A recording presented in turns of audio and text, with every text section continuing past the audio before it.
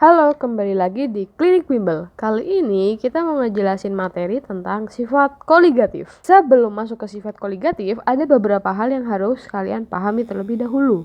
Seperti larutan.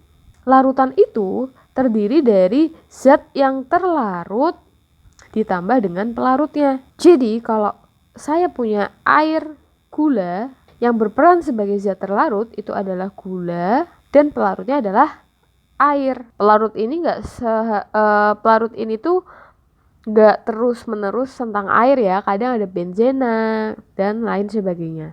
Misalkan kita punya kalimat gula dilarutkan ke dalam benzena, maka pelarutnya yang mana? Ini adalah pelarut, gulanya sebagai terlarut. Jadi untuk mengerjakan sifat koligatif, kalian harus tahu dulu mana yang terlarut dan mana pelarutnya. Selanjutnya, ada beberapa rumus yang perlu kalian ketahui terlebih dahulu sebelum masuk ke sifat koligatif. Yang pertama, tentang molalitas. Simbolnya itu adalah M kecil. Rumusnya adalah gram terlarut per mR-nya dikali 1000 per gram pelarut. Ini bisa juga disebut mol. Selanjutnya, rumus kedua ada yang namanya molaritas atau M besar atau biasa disebut sebagai konsentrasi. Rumusnya adalah mol terlarut per volume. Selanjutnya, ada juga yang namanya fraksi. Fraksi ada dua, fraksi pelarut dan fraksi terlarut. Nah, ketika keduanya dijumlahkan, itu nilainya adalah 1. Kalau misalkan kita cari fraksi pelarut, maka rumusnya menjadi N pelarut dibagi N pelarut plus N terlarut. Tapi kalau kita mencari fraksi terlarut, berarti NT per NT plus NP. Selanjutnya kita bahas tentang sifat koligatif. Sifat koligatif itu ada 4. Yang pertama, penurunan titik beku atau delta TF. Kita punya rumus delta TF sama dengan M dikali KF. Itu untuk non-elektrolit. M itu adalah apa? Molalitas. KF-nya adalah ketetapan. Kita berbicara untuk yang non-elektrolit. Kalau elektrolit, tambahkan dengan I. M, KF dikali I. Kalikan dengan I maksudnya. Ini untuk elektrolit. I itu disebut sebagai faktor Van Hoff. Cara mencarinya, I sama dengan 1 plus N-1 dikali derajat ionisasi. Derajat ionisasi bernilai 1 jika termasuk ke dalam elektrolit kuat. Tapi kalau elektrolit lemah, berarti derajat ionisasinya itu kurang dari 1 tetapi lebih dari 0. Elektrolit lemah. Ini 1 ya, ini 1. Lah, terus gimana Kak cara cari N-nya? N itu bisa dicari seperti ini. Misalkan kita punya HCl. Untuk memahami ini, kalian harus tahu mana kation, mana anion. Tetapi lebih mudahnya HCl. HCl kalau diuraikan itu adalah H plus ditambah Cl min. Depan ini itu kan gak ada angkanya, berarti kita anggap itu 1. Nah, kita hitung nih yang depannya 1, 1. 1 tambah 1, 2. Jadi, N-nya sama dengan 2. Kalau kita punya H2SO4, maka kita uraikan menjadi 2H plus SO4 2 min. Ini ada di materi kelas 10 yang terkait tata nama senyawa. Nah, berarti 2 plus 1, 3. Maka N-nya itu 3. Misalkan CaOH 2 kali. Kita uraikan menjadi Ca2 plus 2OH min. maka totalnya juga 3, 1 dan 2. Maka N-nya itu 3. Nanti kalian tinggal masukkan saja, kalian bisa cari nilai I-nya. Kemudian, tadi kan kita udah punya rumus ini ya. Kita udah punya rumus delta TF. Ada rumus lainnya juga, yaitu TF sama dengan TF0 dikurangi delta TF. Nanti kalian akan tahu nih, ada TF0, ada TB0, ada P0. Itu adalah titik beku pelarut. Jadi yang ada nolnya di atas itu miliknya pelarut. Kemudian titik beku pelarut untuk air itu akan membeku pada 0 derajat. Jadi nanti TF0-nya itu mulai di 0 derajat. Jadi kalau misalkan kita punya data delta TF-nya itu adalah 5,05 derajat Celcius, nanti kalau misalkan ditanyakan titik beku larutannya, itu kan berarti TF0 dikurangi delta TF. Maka 0 dikurangi 5,05. Nanti didapatkan TF-nya adalah minus 5,05 derajat Celcius. Jadi TF ini adalah titik beku dari larutan. Kemudian terkait yang ini saya tambahkan, kalau misalkan elektrolit kuat, maka nilai I-nya itu akan sama dengan nilai N. Oke, jadi kurang lebih kita punya 3 rumus ya.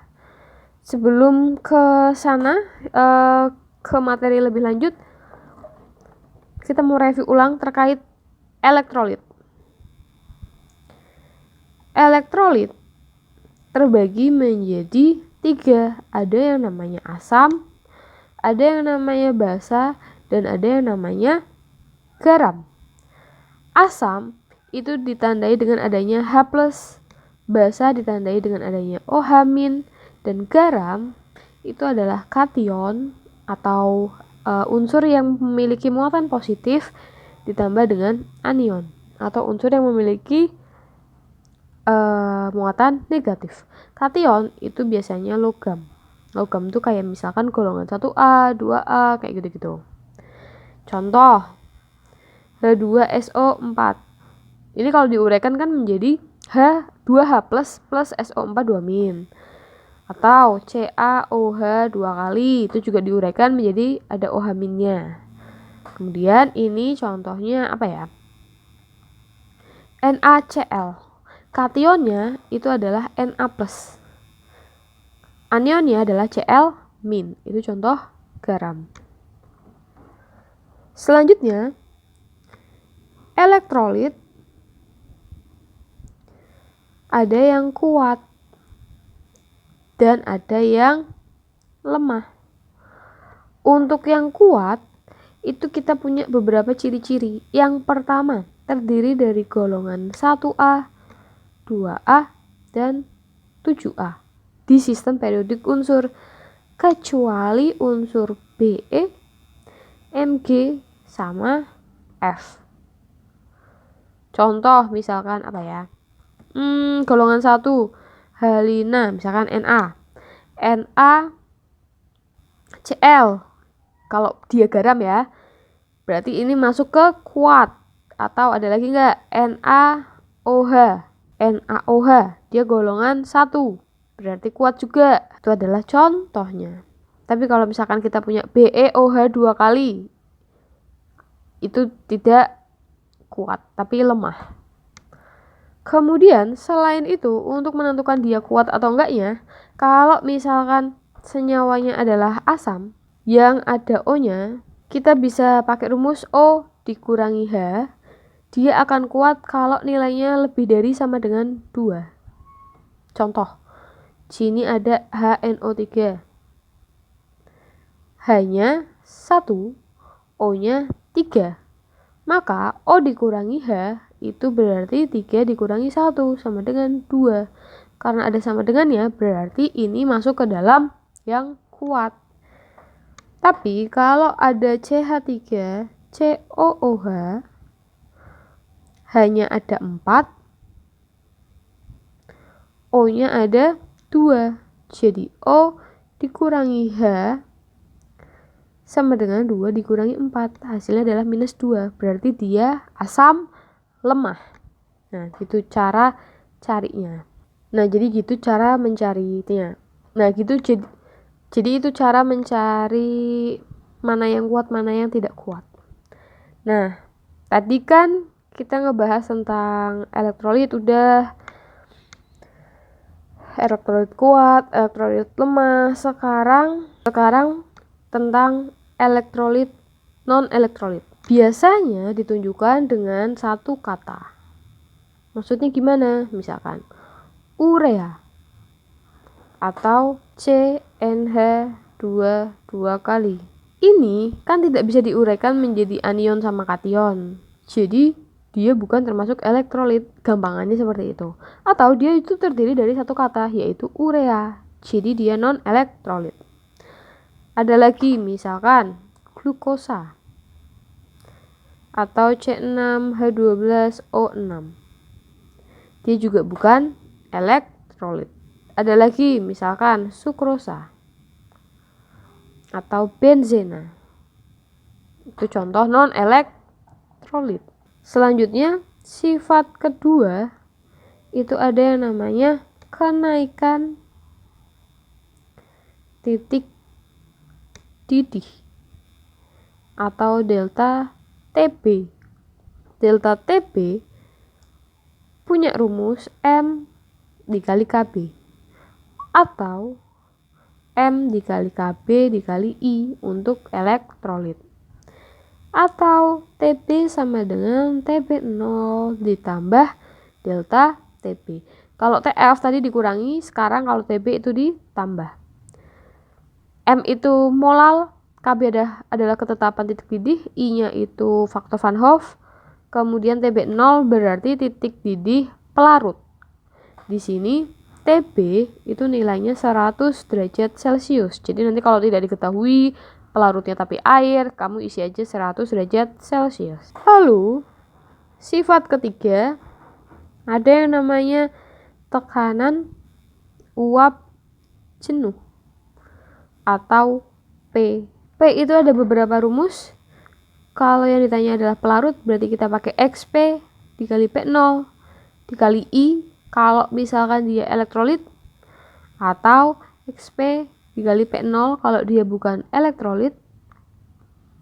Kemudian kalau yang ditanyakan adalah penurunan tekanan uap, kita menggunakan zat terlarut kali P0 dikali I atau zat terlarut dikali P0 aja untuk non-elektrolit. Kemudian kita juga punya P sama dengan P0 dikurangi delta. Jadi ini untuk pelarut, ini untuk terlarut, dan ini adalah larutan. Selanjutnya, tekanan osmosis atau Pi memiliki rumus M R T dikali I untuk untuk elektrolit, Nanti tanpa I kalau dia non-elektrolit. R adalah ketetapan nilainya 0,082. T-nya harus Kelvin ya. Cara mengubahnya misalkan diketahui 27 derajat Celcius, kalian harus tambahkan 273. Nanti bakal dapat 300 Kelvin. Itu cara ngubahnya. Volumenya juga harus dalam liter. Kalau misalkan diketahui kedua zat, terus di situ disebutkan isotonis, artinya adalah osmosis 1 akan sama dengan osmosis kedua. Kalau hipotonis, maka Pi1-nya lebih kecil daripada Pi2. Kalau hipertonis, Pi1 lebih besar daripada Pi2, tekanan osmosis kedua. Kurang lebih itu aja terkait dasar-dasar materi dan rumus dari sifat koligatif. Sampai jumpa di latihan soal.